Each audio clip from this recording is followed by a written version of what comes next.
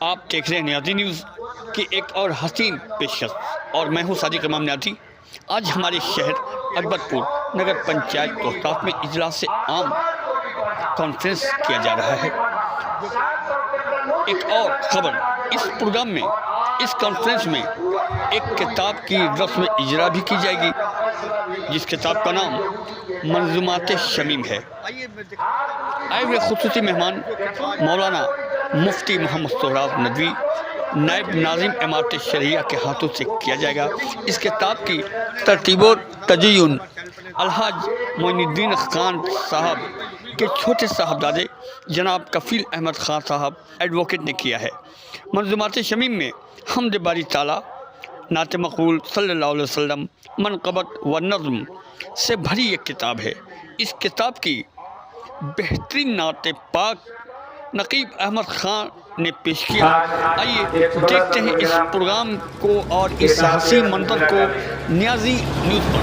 بڑی خوشی اور مسرت کے ساتھ، قلبی سکون کے ساتھ ابھی آپ سبھی صاحب دانش کے سامنے اپنے دادا جان مرحوم مغفور ڈاکٹر الحاج جناب معین الدین احمد خان قلمی نام شمیم اکبر پوری صاحب نور اللہ مرقدہ کی کاوشوں کو پیش کیا جا رہا ہے۔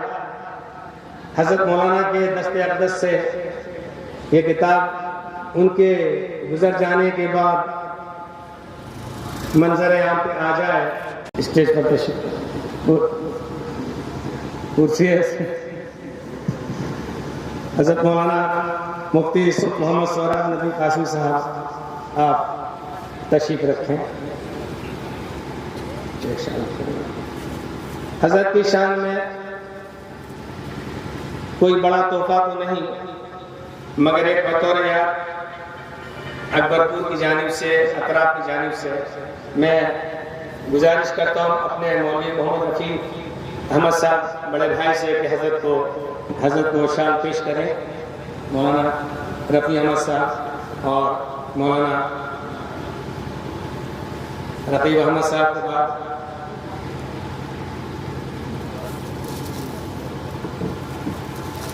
آج کے مجلس کے صدر بھی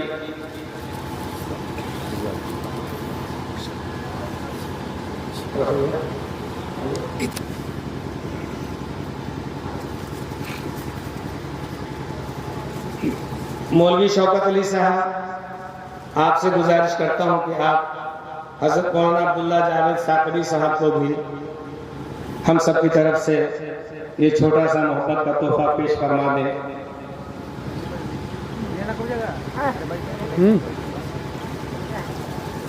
بڑے بھائی جناب نوشاد احمد میر صاحب سے گزارش کرتا ہوں کہ وہ مولانا رفیع احمد ندوی صاحب مدذل العالیہ کو جو مبلغ ہے امارت شرعیہ کے، ان کے کاندھے پر اپنی محبت کا تحفہ رکھ دے۔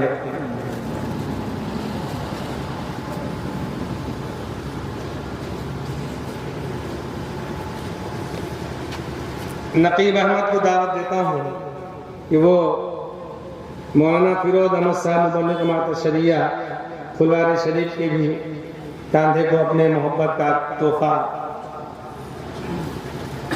سجا دیں ان کے کاندھے پر۔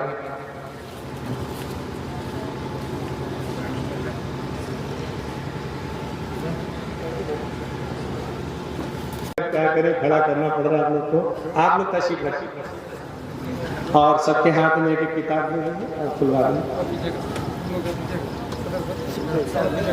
جی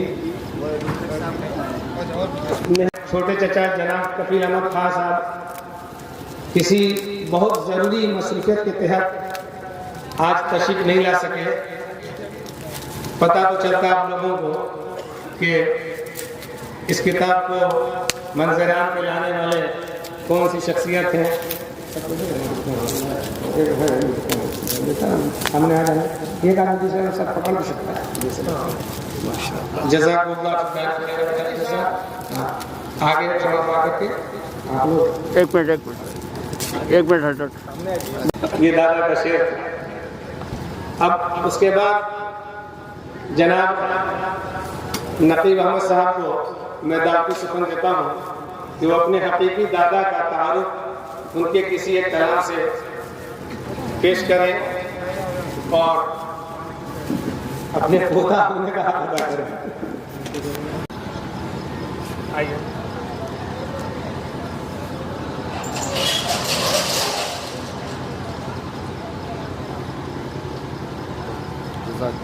एक मिनट। स्टेज पर मौजूद उलमा कराम और मुअज़्ज़िज़ सामीन अस्सलाम वालेकुम। अपने दादा के नाते लिखी हुई नाते पाक को मैं सामने पेश कर रहा हूँ। दादा पाक से पहले आइए हम और दरूद शरीफ का एक नज़राना पेश करें। अल्लाहुम्मा सल्ली अला मुहम्मद व अला आलि मुहम्मद कमा सल्लैता अला इब्राहीम व अला आलि इब्राहीम इन्नका हमीदुम मजीद। अल्लाहुम्मा बारिक अला आलि मुहम्मद व बारिक अला इब्राहीम व अला आलि इब्राहीम। कसम खुदा की ज़बां पे मेरी हुज़ूर का जब भी नाम आया, लहक लहक कर दुरूद आया, मचल मचल कर सलाम आया। क्या बात है। लहक लहक लहक कर दुरूद आया, दुरूद आया, मचल मचल कर सलाम। क्या बात है। खलीफे सो जनाबे उस्मान की शहादत जहाँ हुई थी, मैं बाबे जिब्रील से जो गुजरा वहीं पे वो भी मकाम आया। बहुत अच्छा, बहुत अच्छा। और ये मक्ते का शेर है कि दरे नबी पर ये तीसरी बार हाज़िरी का नसीब होना। दरे नबी पर ये तीसरी बार हाज़िरी का नसीब होना। दुरूद कसरत से पढ़ते रहना, शमीम के आज काम। दरूद पढ़ते, दरूद कसरत से पढ़ते रहना, शमीम के आज काम आया। कसम खुदा की वस्सलातु वस्सलामु अला मन ला नबिय्य बअदा। अऊज़ु बिल्लाहि मिनश शैतानिर रजीम। बिस्मिल्लाहिर रहमानिर रहीम।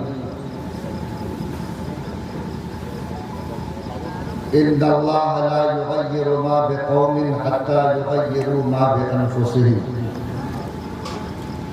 मोहतरम हाज़रीन किराम,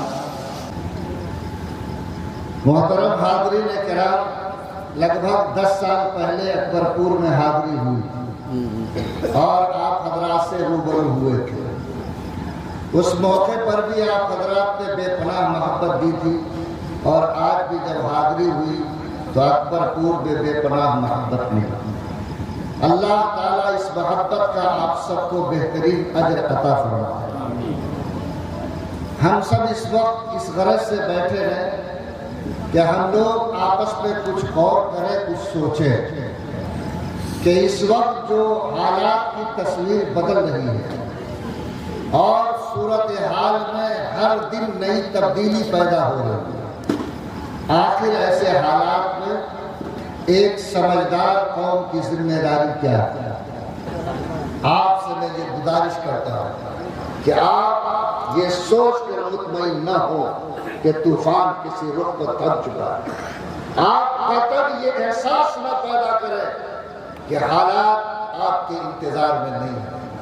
میں اللہ کا واسطہ آپ کو دیتا ہوں، اللہ نے جو سمجھ اور بوجھ آپ کو عطا کی ہے، آپ کی ذمہ داری ہے کہ اس کا استعمال کر کے وقت سے پہلے اپنی صلاحیت اور اپنے وسائل سے اس ملک میں عزت سے جینے کا سامان کی۔ اگر آپ نے اس میں غفلت کی، تاریخ کا تماچا ہم کو معاف نہیں کرے گا، اور شاید ہماری نسل ہم پر لعنت کرے گی کہ کاش میرا باپ میرا دادا وقت پر جان گیا ہوتا۔ یہ اگر آپ نے اپنے آپ کو غفلت سے اٹھانے کی کوشش نہیں کی تو دشواریاں ہوں گی، اور وہ دشواریاں شاید آپ کو عزت سے جینے کا موقع نہیں دے سکتی۔ اللہ تعالی ہم سب کو صحیح شعور عطا فرمائے۔ پیاس کہتی ہے کہ اب ریت نچوڑی جائے، پیاس کہتی ہے کہ اب ریت نچوڑی جائے، اپنے حصے میں سمندر نہیں آنے والا، اپنے کعبے کی حفاظت ہمیں خود کرنی ہے، اب ابابیل کا لشکر نہیں آئے گا۔ یاد رکھو اپنی صلاحیتوں سے، اپنے دماغ سے، اپنی وسائل سے اگر تم کوئی بچاؤ کی تدبیر کر سکتے ہو تو شاید عزت آپ کا انتظار کرے، ورنہ یاد رکھیے میں آپ سے صاف کہتا ہوں اور رات کے اس پہر میں کہتا ہوں کہ اگر ہم نے اس غفلت کی چادر نہیں اتاری، بیساکھی پر جینے کے عادی رہے، کسی دوسرے کے سہارے کے منتظر رہے، تو یاد رکھیے سہارے کے لیے ہاتھ اٹھ چکے ہیں، اور آپ اس وقت اس یتیمی کی زندگی میں ہے کہ ایک اوپر اللہ ہے اور دوسرے آپ کے پاس دیے ہوئے اللہ کی طاقت اور صلاحیت۔ آپ اس کا استعمال کر کے اللہ کی ذات اور قدرت میں بھروسہ کر کے آپ طے کریں کہ انشاءاللہ ہم حالات کو سمجھنے کی بھی کوشش کریں گے، اور حالات کے پس منظر میں اپنے آپ کو جگانے کی بھی انشاءاللہ کوشش کریں گے انشاءاللہ۔ کچھ ہمارا معاملہ آگے بڑھے گا، کہیے انشاءاللہ۔ کیا کرنا ہے؟ ہمیں کسی سے لڑنا اور جھگڑنا نہیں، ہم کسی کو کسی سے بھیڑنے کی دعوت نہیں دیتے، ہم تو یہ کہتے ہیں کہ ہمارے اوپر جو اللہ نے قرآن جیسی کتاب اتاری، ایسے موقع پر اس کی ہدایت کیا ہے، اس ہدایت کو ہم آنکھوں کے سامنے رکھیں اور اس کی روشنی میں اپنے قدم کو آگے بڑھائیں۔ میرا یقین ہے کہ کائنات کی حکومت بدلتی ہے، دنیا کا خدا کبھی نہیں بدلتا ہے، اور اللہ نے جو آخری حرف انسانوں کی سربلندی کے لیے لکھ دیا، اگر انسان اس نسخے کو استعمال کرے تو انشاءاللہ سربلندی اس کا مقدر ہو کر رہے گا، لیکن ہمیں اس نسخے کا استعمال کرنا ہوگا۔ آپ تھوڑا سا قرآن کو کھولیے اور قرآن پڑھنے والوں سے پوچھئے کہ اللہ تعالیٰ نے یہ کتاب اتاری، آج سے 1445 سال پہلے یہ کتاب زمین پر اتری۔ میرے بھائیوں، اگر ہم پر یہ کتاب اللہ تعالیٰ نے اتاری ہے تو کیا یہ کتاب پوری کی پوری ایک مرتبہ اتری یا اللہ نے تھوڑا تھوڑا اتارا؟ آپ علماء سے پوچھئے کہ سب سے پہلے اللہ کا کون سا حکم اس زمین پر آیا؟ 30 پارے قرآن میں سے اللہ نے کون سا نسخہ پہلے ہم کو دیا، اور کون سی آواز غیبی طور پر ہمارے کانوں سے ٹکرائی؟ اگر آپ پوچھیں گے، علماء جواب دیں گے کہ اس زمین پر نماز کا حکم پہلے نہیں آیا، روزے کا حکم پہلے نہیں آیا، زنا سے بچنے کا حکم نہیں آیا، شراب سے رکنے کا حکم نہیں آیا، بلکہ اس زمین پر جو سب سے پہلا حکم آیا وہ حکم یہ تھا کہ پڑھو اور قلم اور کتاب کو اپنے ہاتھ میں پکڑو۔ یہ اللہ کا پہلا حکم تھا۔ آج 1450 سال پہلے یہ حکم آیا، لیکن اس حکم کے اترنے کے بعد آج جو صورتحال اس ایمان والی امت کی ہے، ذرا آئینہ اٹھا کر اپنا چہرہ دیکھیں۔ آج کے ڈیٹ میں بھی 67% مسلمانوں کی بیٹیاں کے ہاتھوں میں ایسی ہیں جن کو قلم کتاب پکڑنا نصیب نہیں ہوا۔ آج کے ڈیٹ میں 38% مسلمان کا بچہ وہ ہے جو آج کسی اسکول اور مدرسے کے چوکھٹ تک نہیں پہنچا ہے۔ آج صرف 17% بچے مسلمان کے وہ ہیں جو کسی طرح میٹرک اور انٹر کر سکے ہیں۔ آج صرف 4% بچہ وہ ہے جو گریجویشن کی ڈگری حاصل کر سکا یا اونچی تعلیم کی طرف قدم کو بڑھا سکا۔ کیا یہی تصویر ہے اس قوم کی، جس قوم کو اللہ نے قرآن دیا اور قرآن میں سب سب سے پہلے اسے پڑھنے اور قلم اور کتاب کو پکڑنے کا حکم دیا۔ اگر اس پہلے سبق کو اس قوم نے بھلا دیا تو یہ کیا کس منہ سے یہ کہتی ہے کہ اللہ مجھے عزت کی بھیک دے دے؟ یاد رکھو عزت کا راستہ قلم اور کتاب سے ہو کر گزرتا ہے، اور اگر کوئی قوم اس دروازے کو بند کر دے گی، یاد رکھو اس کے لیے بھی آسمانی عزت کا دروازہ بند ہو رہا ہے۔